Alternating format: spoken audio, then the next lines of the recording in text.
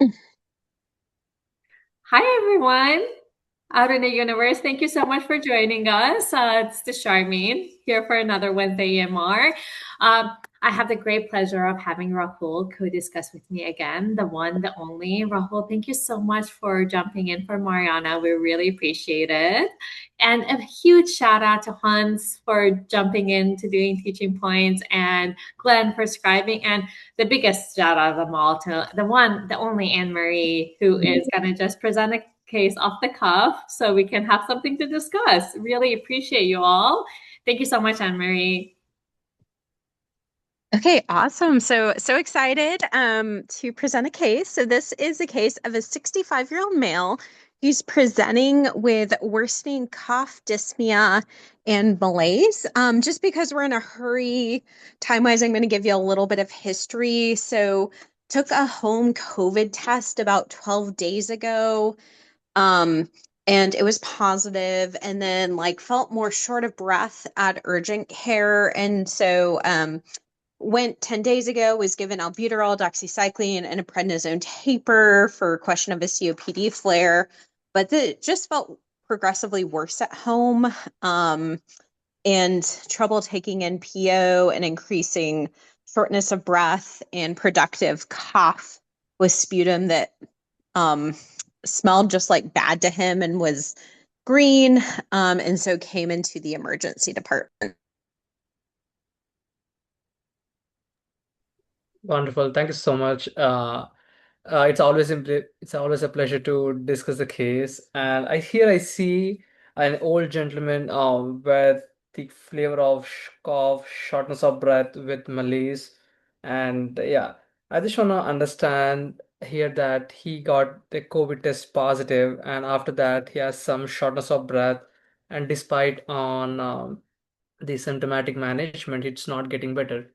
So now I have to think that is it a true underlying problem which we're treating for, like any community acquired pneumonia or viral pneumonia?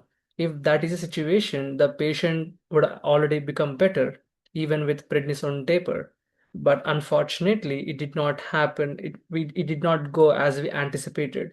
Now, is there any underlying cardiopulmonary problem where the patient lungs are vulnerable to any exposures? For example, if the patient has any, I don't know about the smoking history or any other significant past medical history for this patient, but given these accumulation of symptoms now presenting to the ER, it's a very alarming thing. And given these, the cough and shortness of breath, I cannot differentiate whether I'm dealing with any lung problem, but or with a heart problem, but I have to now broad my differentials in considering is there any underlying COPD or bronchiectasis or obstructive lung diseases, or is there any other restricted lung diseases in terms of interstitial lung diseases, the patient has any kind of pulmonary fibrosis in the past, now presenting with this kind of complaints. And yeah, so those are my initial thoughts, Charmin. What do you think? Oh, just absolutely brilliant initial thought, Rahul. I totally agree with you. Sounds like, we have a 65-year-old gentleman with like recently positive COVID test.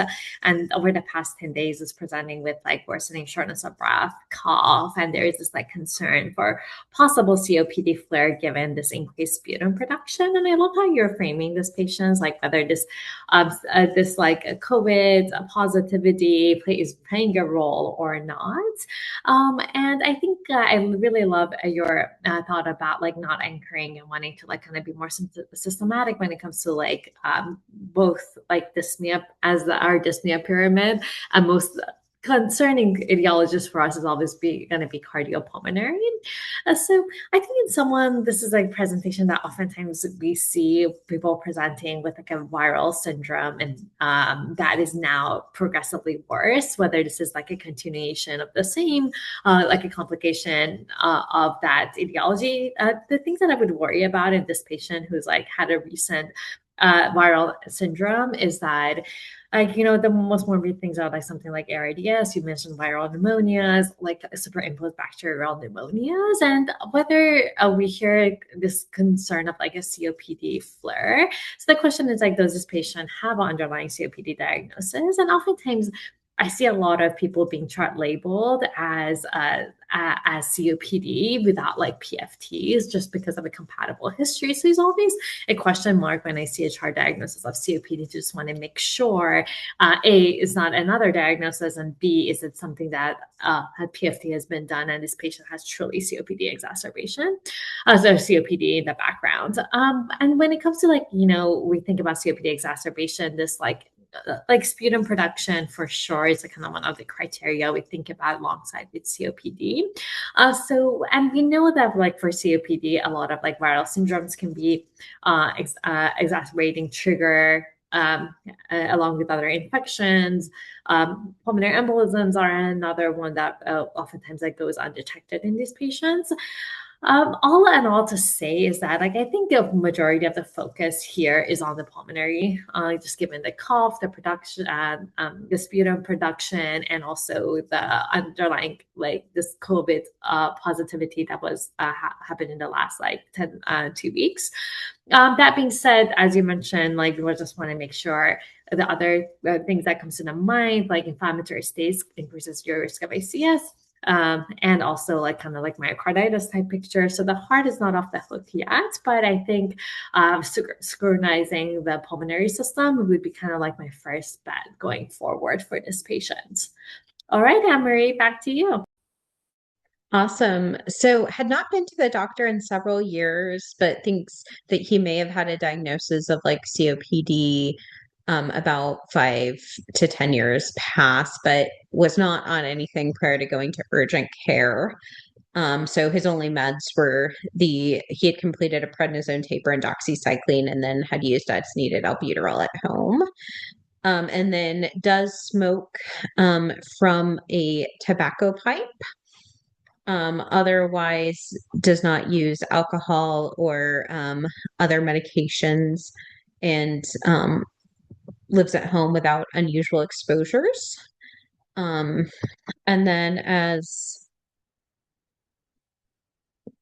far as looking at exam, on exam was tachycardic with a pulse rate of about the 120s, was febrile to 38 degrees, and then was saturating low, and so placed on 3 liters, but then recovered oxygen saturations to mid 90s on 3 liters of oxygen, and then was tachypnic into the mid 20s, and then blood pressure was normal on admission.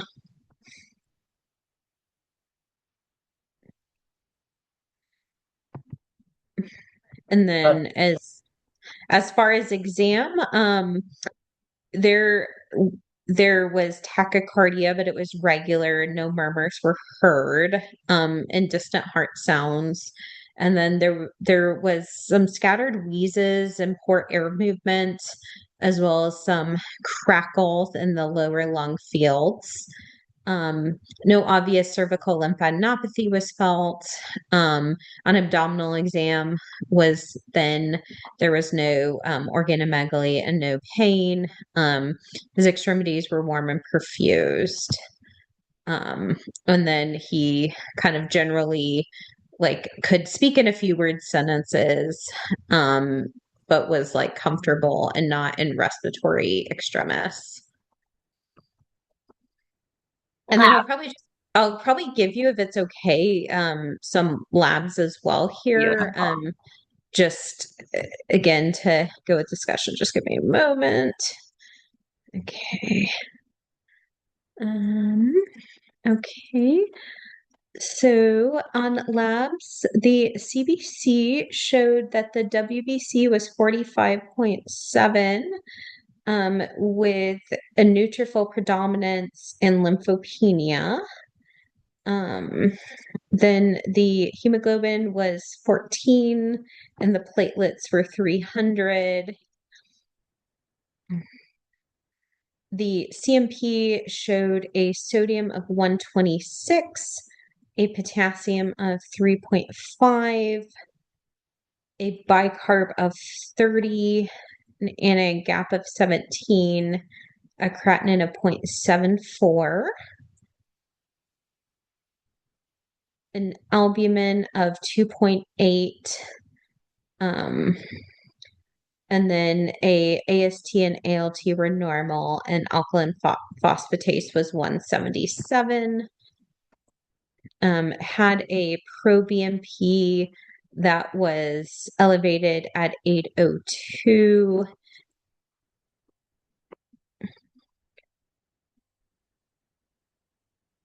And then high sensitivity troponins were normal and urine sodium was low. And then a VBG showed a pH of 7.33 with a CO2 of 44. Or sorry, 41. And I will leave it there. Wow, Anne Marie, what a case. Can I just sorry, my internet connection was poor. The white blood cell count was 45, and is there a diff on that? Yeah, it was neutrophil predominant. So it was like 43 of the 45 were neutrophils, and then there was lymphopenia and mildly elevated monocytes. Gotcha. All right. Thank you so much, Rahul. We got so much to think about. What are your thoughts on the information Anne Marie gave us? Yeah, thank you so much for sharing this information. Just curious to know, was there any lower extremity edema and JVD on physical exam? No, there was not. There was no JVP and no lower extremity edema. Wonderful. Yeah, I mean, I see a lot of my patients also getting a false diagnosis that even though they have some kind of respiratory problem, there'll be a false claim of asthma and COPD unless and until I read the pulmonary function test.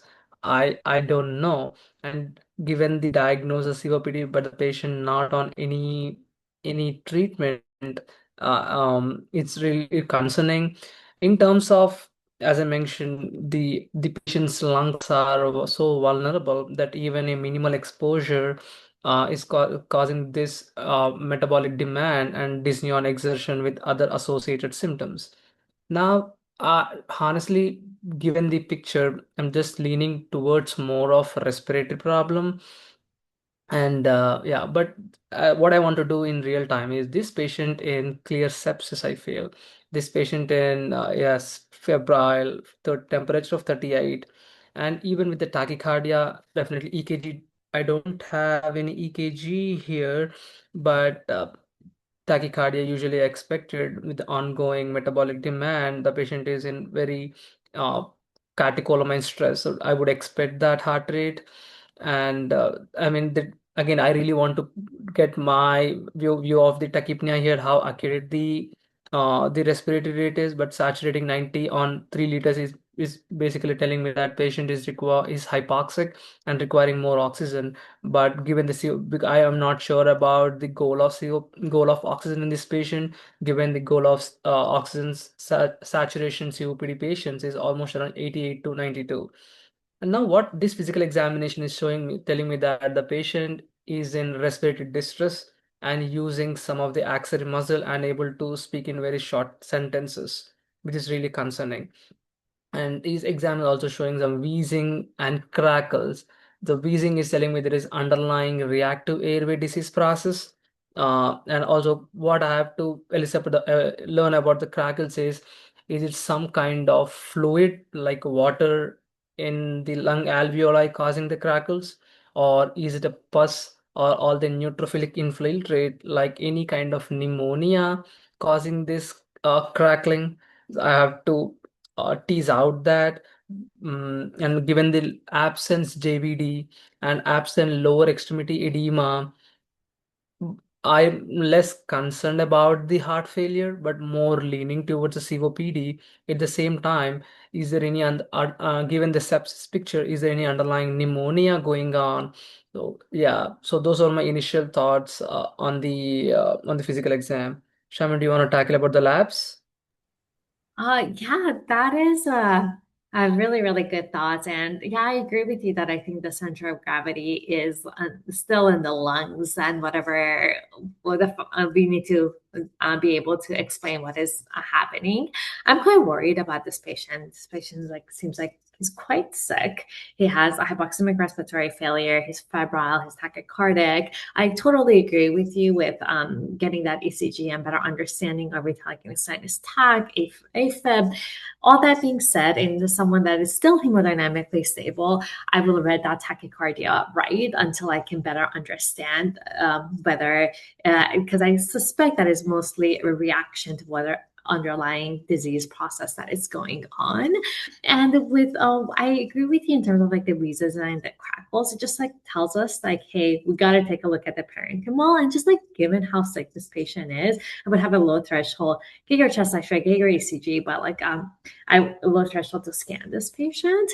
The lab that it jumped out the most to me is that white blood cell count of 45. I've seen a lot of people in septic shock, severe sepsis. I rarely have seen that white count to go to 45. So that's already piquing my interest. Could this be severe infection? Maybe. That is still very, very high. Like, are we dealing with like abscesses and empyema, something that is like causing a pocket of infection that has severe reaction? I think this person was on prednisone. Even on prednisone, that is like quite of a wide count. So in back of my mind, I'm like, oh, are we dealing with maybe like a leukemoid response to like a severe illness? We gotta first always like think about our severe infection, like a bacterial pneumonia. I mentioned like empyema. I would like get a lactate in this patient as well. Sometimes like C. diff infection can cause like this really elevated white count. Again, like not the best substrate in this patient. Oftentimes, with like the lymphopenia in general, like back in the day with like severe COPD infections, we would kind of see this like lymphopenia in the setting of like in the setting of COVID infection, and like kind of like ARDS type picture. But I still like worry that like, oh, are we dealing with like a double hit? Basically, is this someone who may have like an underlying malignancy or something, and on top of that is now presenting with like a septic due to an infection process? The other ones that so I think in this person I would like definitely get a smear just to make sure while we are like treating this as a possible pulmonary source of an infection, just to make sure we're not dealing with like underlying malignancy or kind of a leukemoid type of reaction would be what I would be most worried about. In terms of like the other labs, the sodium being low, and the urine sodium being low as well as like, your aldo is on. So it comes down to like, oh, whether is this patient like intravascularly dry or like hypervolemic because of like a heart failure. We didn't see an elevated JVP. The pre-pro-BNP is a little elevated. This is someone that I would like do either a really good bedside echo and get a formal echo sooner than later. Because it is still a question, the volume status is a bit questionable for me. And also like, I want to make sure that, with this distant heart sounds, we're not missing like a pericardial effusion or anything else that further complicates this picture. So kind of like my next step is like get more imaging, treat for kind of sepsis. and get like a more smear and a bit more data to kind of better understand this picture. We had a little bit of a time by the virtue of like the blood pressure being stable. I think like if this is someone that appears like in you put the ultrasound probe on and IVC is completely collapsible, it's fair to give them a bit of a fluid challenge. But I would just be very cautiously, actively managing this patient, give a little fluid, monitor, and see how they respond as well. Any other thought, Rahul, before we give the mic back to Anne Marie? Those are wonderful thoughts, Sharmin. I mean, I just want to add few things here as a part of the elevated white count. I don't know if it's pure. Is there any other underlying bacteremia? But maybe getting us two sets of blood cultures, and I don't require any procalcitonin. It's clear sepsis, and making sure we fluid resuscitate this patient per 30 cc per hour, 30 cc per kg per body weight, and also been seeing a lot of Legionella outbreaks, but I don't know how exact the patient is the place the patient is coming from. Maybe getting a full respiratory viral panel and urine Legionella would definitely helps. And as you mentioned, getting an EKG and chest X-ray and to see is there any underlying evidence of pleural effusion or any hyperinflated lungs or any consolidation, or else it's a kind of complication of viral pneumonia presenting as bacterial pneumonia now, sending these sputum cultures, and yeah, those are my initial thoughts. Beautiful. I love it. Like doing that thorough sepsis workup to make sure if there's an organism for us to catch is brilliant. Totally agree. All right, Anne Marie, tell us more.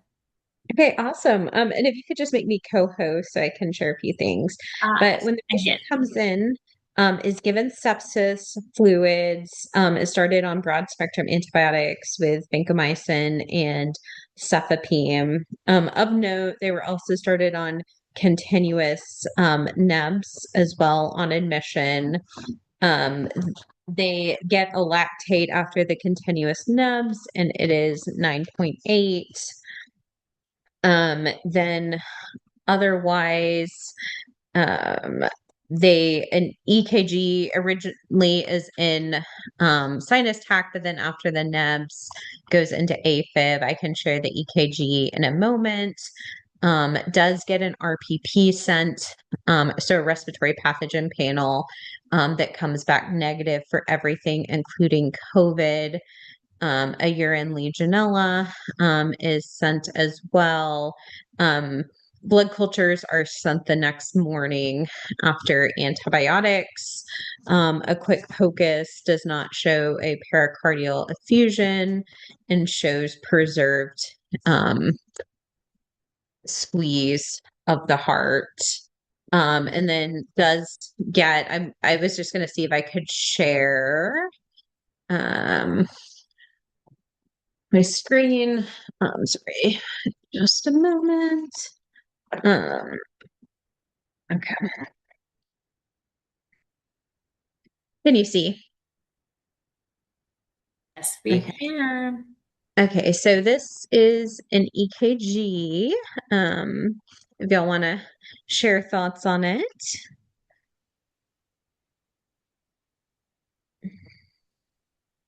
Honestly, I'm not great in interpreting EKGs, but I'll try here. I can see listen lead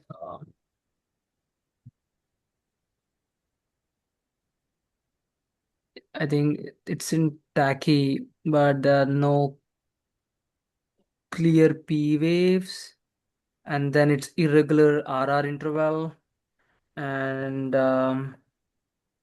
any bundle changes. I don't see any bundle branch blocks. Mm, and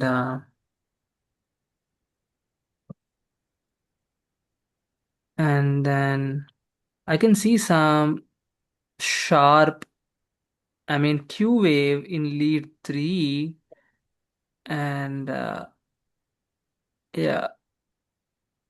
What do you think, Sharmin?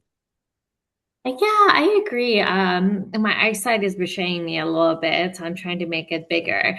But yeah, it seems like a irregular rhythm to me. I don't see any like particular like sinus vague. There's like one area that looks a little sawtoothy to me. But I think in general, I would like a supraventricular tachycardia, most likely fib. There's like some ST segment changes.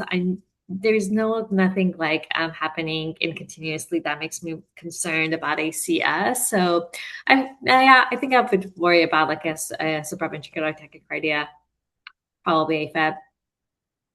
And Marie, anything to add to that? Yeah, yeah. So I think just what was commented on some right axis deviation, some Q waves and 2 and 3, and then you can see some ST depressions there as well. Does get a CT with contrast as well. Here, let me play this.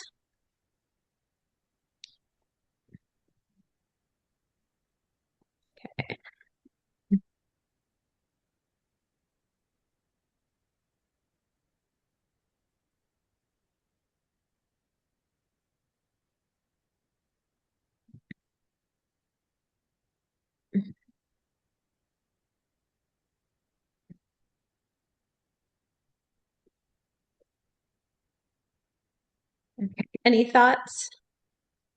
I mean, I can see some cavity, either like a kind of cavitary-like lesion on the left side, along with the honeycombing pattern as we go down on the left side. And at the same time, I can see some bulla, like, I mean, the emphysematous lung changes on the right parenchyma. And I don't see any pleural effusions. Yeah, that kind of, yeah.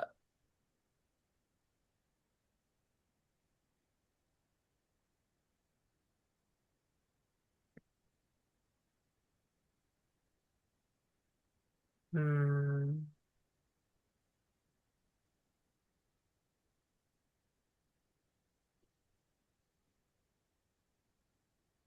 Do you have anything else to add, Charmaine? I can see some.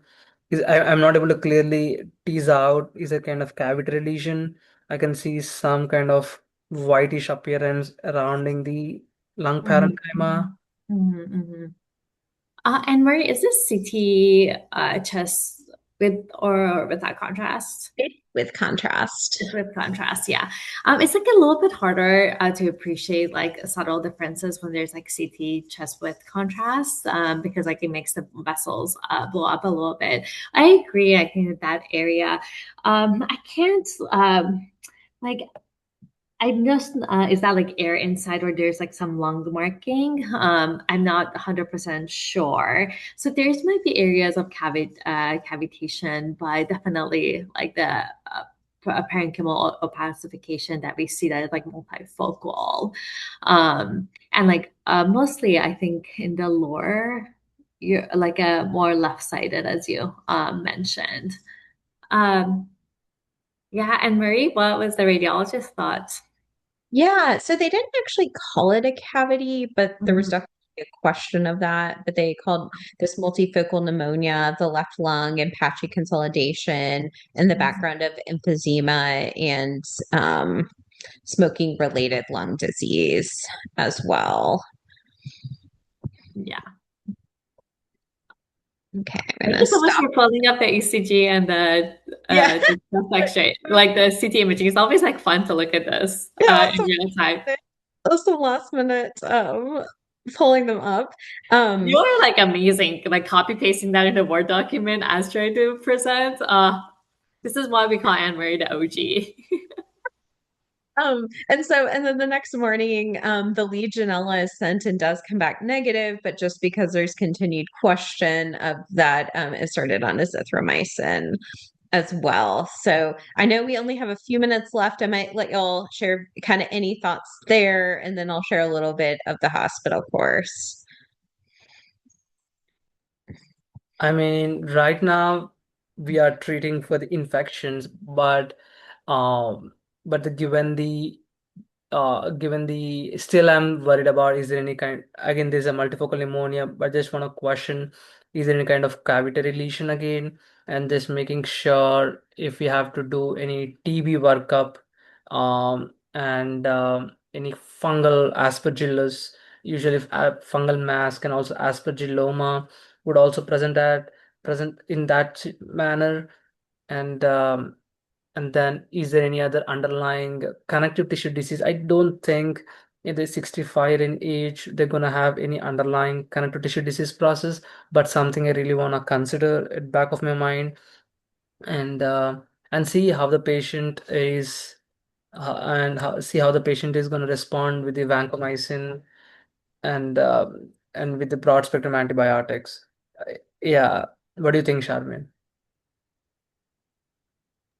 Yeah, I think like, what we know now that is like kind of like multifocal pneumonia in someone who has a most likely underlying obstructive lung disease. There's some emphysematous changes, who had a recent positivity for COVID now is like coming in with this like kind of severe leukocytosis, sepsis, hypoxemia, found to have like multifocal pneumonia. I Yeah, I think like time is your friend here, and I would be very curious to know how he does with the current treatment. We have like Vanc, Saf, and Cefepime and Azithral on board right now. Just given recent viral infection and just the severity of illness, like MRSA nurse might be helpful. I would probably be keeping the Vanc on for now, although like we don't see like that classic like cavitary lesion. And the other thing is like what we're not covering, like for ESBL, less likely to someone that hasn't had any exposures in the past. And for your AMP-C producing organisms, cefepime sometimes can be on the borderline of whether they couple, and then the atypicals, which we have the azethra on. So I would be, the three things that I'd be watching is like how he's clinically doing, and B, what is happening to that leukocytosis. I am still puzzled as to why such a severe leukocytosis. So that's something that if it like continues to come down and normalizes, we're on the right path. But if patient is like just not getting better on the current treatment, then we have to kind of more worried about like, oh, are we like teetering into like an ARDS type of a picture? Are we missing something else? And the other thing is that I would want to make sure as like the if this is pneumonia is getting better, like does what we saw like that multifocal patchiness explain the degree of hypoxemia we're seeing, and if there's any discrepancy. I mean, there was a CTA done, so I assume pulmonary embolism was ruled out, but to think about like other etiologies, and still I would get that formal echo as well. Thankfully we didn't see any like pericardial effusions or like we saw a perceived ejection fraction, so less likely that a heart is in the hook for it now. So yeah, I think I would be very curious to see how this patient responds. I mean, common things being common, I think the most immediate thing is most likely a superimposed bacterial pneumonia on someone who had a viral infection and obstructive lung disease. However, I would like want to see those labs normalize, and if not, dig through them. I would repeat that lactate of 9.8 is quite scary, but he was on continuous naps. Albuterol notoriously does this type B acidosis. So something to repeat and make sure we're not dealing with like a severe lactic acidosis, which I doubt. I think this was mostly in the setting of a continuous nap. All right. Any other thoughts, Rahul? I think you I'm covered almost everything, Charmaine. I don't have any right now. I just want to know about the patient immune status as well. Is there any underlying HIV, given the likely possibility of MRSA pneumonia post viral? Yeah, those are my thoughts. And just I think time is the best factor. If I, and again, I really want to get a formal echocardiogram to see. I think we already have an echo, right? Yeah, perfect. Yeah, back to you, Anne Mary. Yeah, so he does get a formal echo. There's insufficient tear jet, but otherwise everything looks okay. There's not right-sided heart failure. That looks okay. He Eventually, the MRSA screen comes back negative. So the vancomycin is stopped, continued on cefepime just because of the risk factors. And then the liver enzymes start rising, and there's a question of this: could this be azithromycin-based DILI?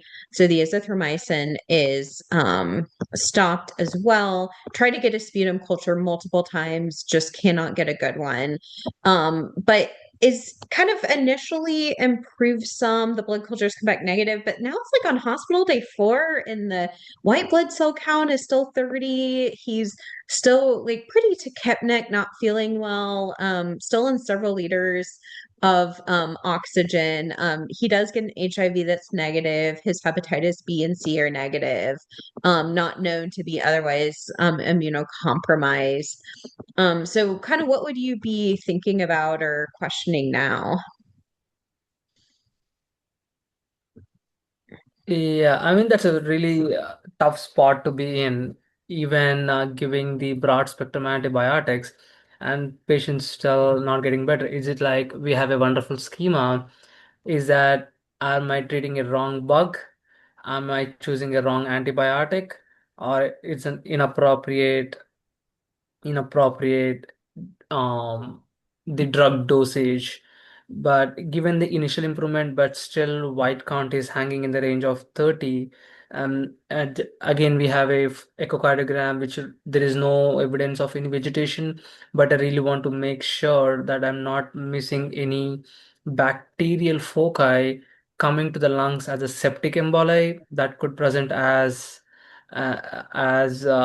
this kind of picture with persistent elevated white count.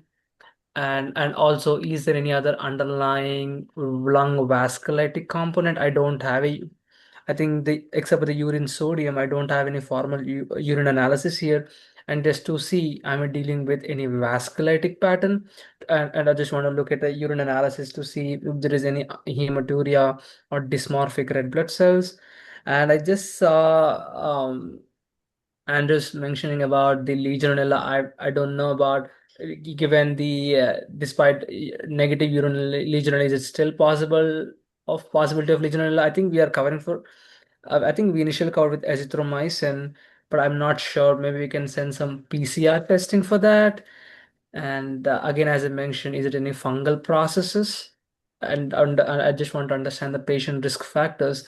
Once I rule out all this infectious, and the second thing would be vasculitic phenomenon. Um, yeah, those are my thoughts, Sharmin. What do you think? Yeah, I think you're absolutely. I love the antibiotic failure schema as well, and often reference it as well. So the question is like, if you have the right diagnosis and not the right treatments, I think the Legionella thought from you and Andrew is a great one, especially in the setting of like a zithro being stopped. And I think like I practice somewhere that we just see more coxy, so that's like another one good consideration to think about, as you mentioned.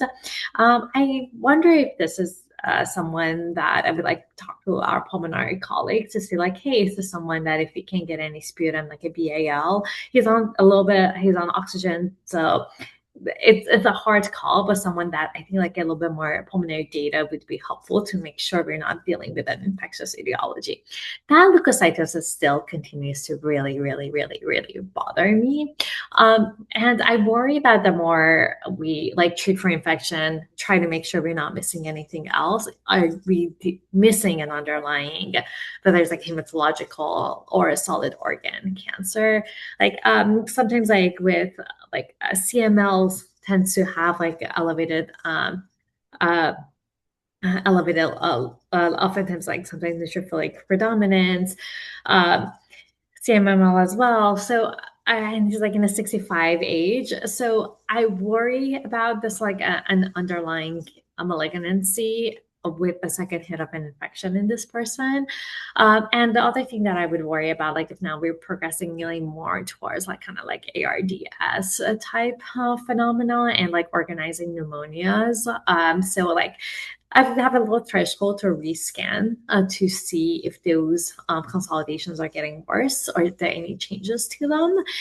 Ask pulmonary for more data, better data, hopefully, and also maybe investigating that white blood cell count a little bit more with like a smear just to make sure we're not missing anything else. Um, all right, Anne Marie, back to you. Awesome. Yeah, he does get just a repeat chest x-ray that shows some worsening on the left side of disease. At this point, pulmonology is consulted for consideration of bronchoscopy just because having trouble getting other microbiological data. So they end up doing a bronchoscopy, and during the bronchoscopy on the left side, there's frank pus that they see in the airway that is cultured.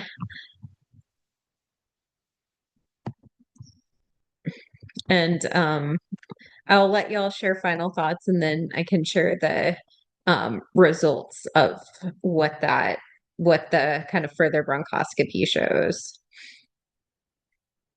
What are your thoughts, Rahul?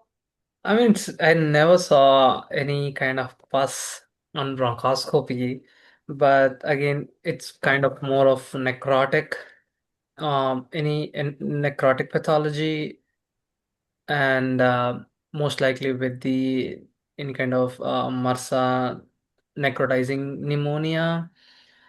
And is there any, again, other than that, I don't have great DDX on pus on bronchoscopy findings. My knowledge is very limited in this space, Sharmin. I think I need your help.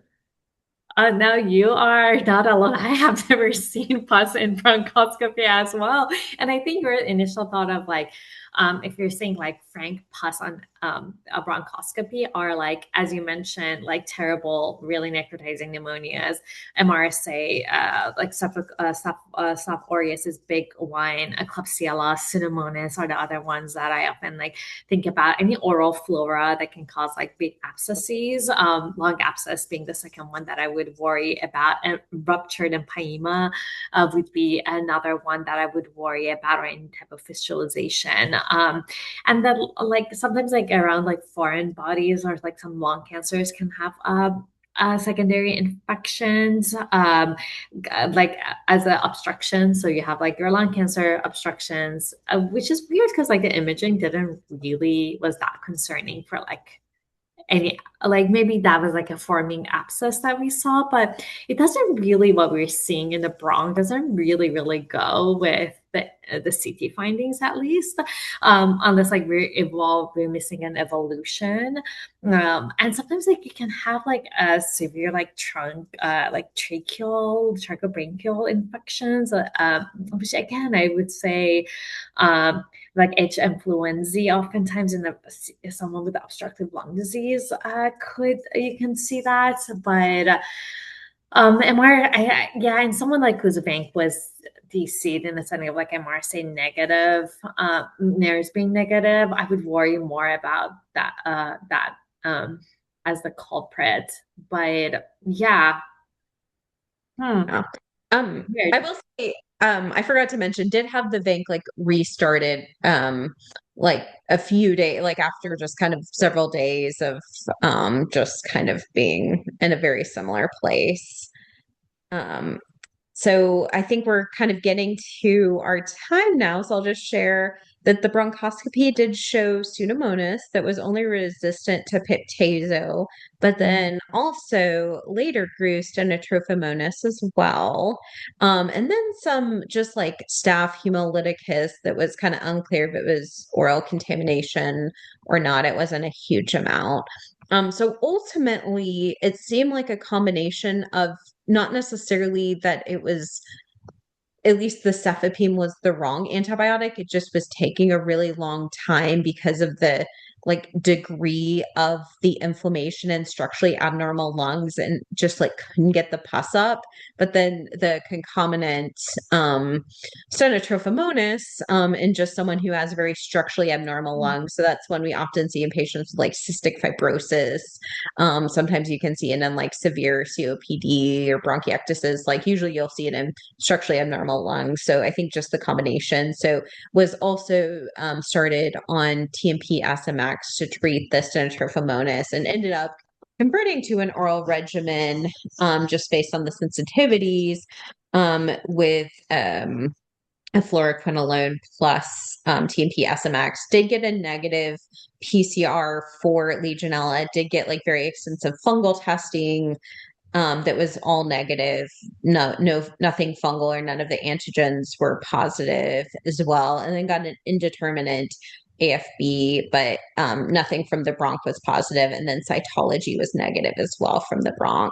So I think it was just a very structurally abnormal lungs that caused kind of this just like focus of infection, that actually the patient felt a lot better after the bronchoscopy, but like also just took a very long antibiotic course in time to clear as well, and then plus the addition of the stenotrophomonas.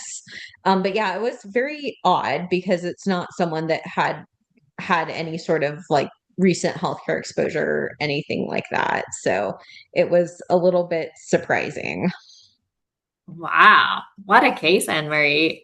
You never disappoint. So much great learning. I mean, made me think about the case that you presented on WDX, and sometimes we're just not very patient people in the hospital. And a lot of these things, especially in the structural abnormal heart, needs more time to get better. But I totally agree with the call of getting that bronch and just getting better data just to make sure, just to reassure ourselves that we've thought about. And yeah, weird bug with the steno, but fascinating case, Anne Marie. Thank you so much for presenting. Rahul, any other thoughts? I think it's a wonderful case. I never saw this kind of bug pseudomonas and sternotophilus, and moreover the pus on the bronchoscopy. And I think, as you mentioned, the getting a bronchoscopy and then the clearing that degree of inflammation, and also considering the structural issues when treating with when choosing an appropriate antibiotic. I think those are the big takeaways. And also you mentioned the degree of leukocytosis is somewhat concerning from beginning. And yeah, this is a wonderful case, and thank you so much for putting together in the last moment. I really appreciate you. Thank you so much. Thanks a lot. It's a pleasure discussing with you, Sharmin, again. Rahul, you're so brilliant. Always a pleasure. And Marie, you are such a boss for jumping in last minute and presenting such a fantastic case. Big shout out to Glenn for scribing, and big shout out to Hans for taking over teaching points. Sadly, I have to run. So Hans, please share the teaching points and say bye to everyone afterwards. Thank you so, so much, everyone. Appreciate you. Have a good one. Hans, to you.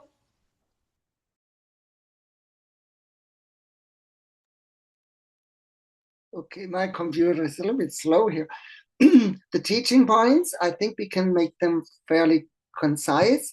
We had a patient, 65 years old, 10-day history of shortness of breath, cough, and malaise. His vitals were significant for temperature of 38 degrees, a heart rate of 120, and an SO2 of 90%. Now, an ongoing infection like this, shortness of breath, cough, and malaise, and no improvement, made us think about an underlying disease, underlying problem beyond a community-acquired pneumonia. And there we were thinking at first about COPD exacerbation, ILD in interstitial lung disease. Patient was also found to be COVID positive. Or is there a cardiopulmonary problem, a malignancy, or is the patient as such immunocompromised, which might prolong an infection as well? Now, the physical exam showed wheezing, crackles, tachycardia, and fever, as mentioned above, on a background in the labs of very high white blood cell counts with neutrophilic predominance. This indicated infection, and the high WBC count even made us suspicious of a possibility for sepsis. Then we also had a low sodium in the background of a possible pneumonia, made us think about Legionella, but this was tested or ruled out with a test which was negative. The CT then gave us an indication of a multifocal pneumonia. And then, of course, we treated the patient for pneumonia, and in these instances, time will, in the end, give us the diagnosis. In most cases, pneumonias are treated empirically, and the actual causative agent cannot be detected. It's way too complicated to go for a BAL. Now, no improvement after 3 days, however, made us think about antibiotic failure. And our schema shows that it could either be the causative agent is resistant to the antibiotic, or we have altogether the wrong antibiotic, or the antibiotic is used, but we have a totally different disease, or the antibiotic cannot reach the site of infection.